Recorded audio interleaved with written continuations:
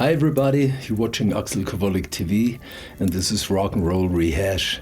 It's all about music, show business and the consequences. For the most part we had great times in our band, but every once in a while we found ourselves in an uncomfortable situation, and that's what I want to talk about today. So sit back, relax and listen, because here it comes.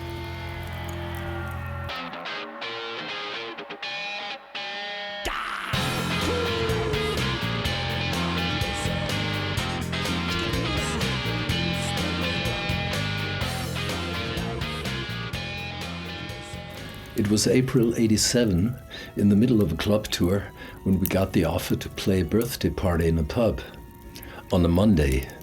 Mondays were usually dead days, so we gladly said yes. The place itself was weird. It looked more like a church than a pub.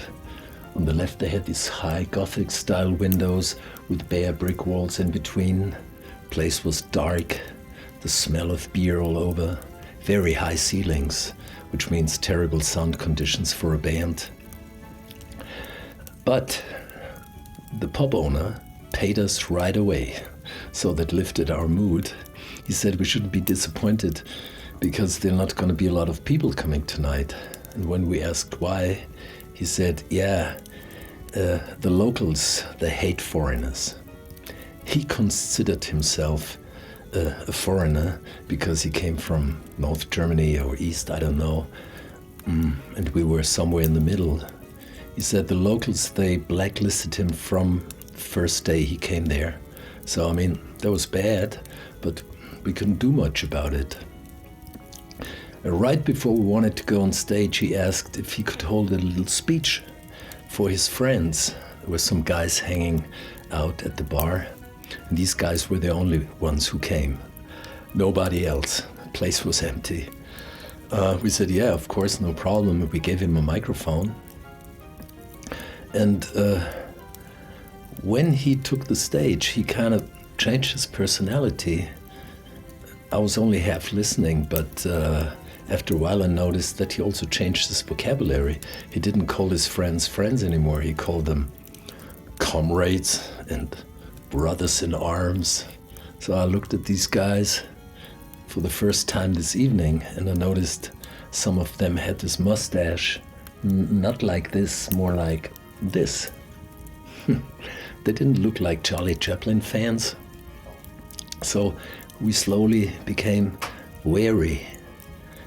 And then there was this noise from the left, and suddenly 5 massive flags came rolling down, red flags, and each one with a big fat swastika in the middle.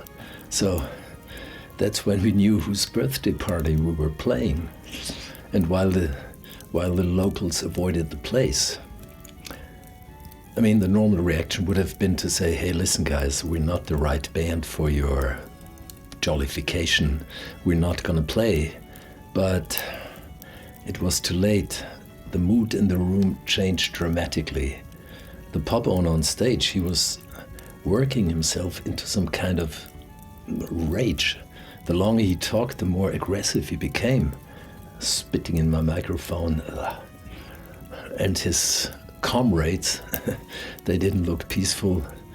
These guys were massive. They had lots of useless meat on their bones. There wasn't a single woman in this room. It was absolutely pointless. So not playing wasn't an option. We knew from now on it's all about survival.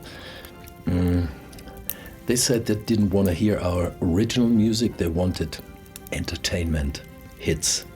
So we changed our set list and gave them what they wanted. We played hits from famous people like Bob Dylan, Simon and Garfunkel, Lou Reed, Iggy Pop, Kiss. And they didn't get the message.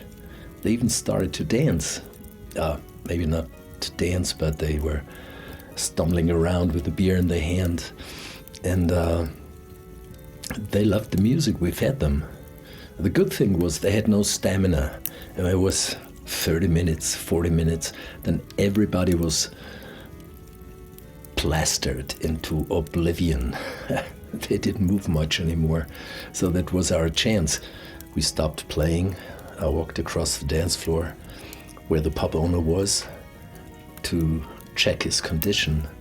And I said, "Hey, man, it was great." And he said, So I dared to say, "Listen, we're leaving now." Thank God he didn't say, "What? Are you nuts? No way, you're gonna play until 4 o'clock in the morning." No, he didn't. He repeated himself. He said, "Oh, Nirvana." So we packed our things and left. And believe it or not, exactly 2 years later, he calls me up again.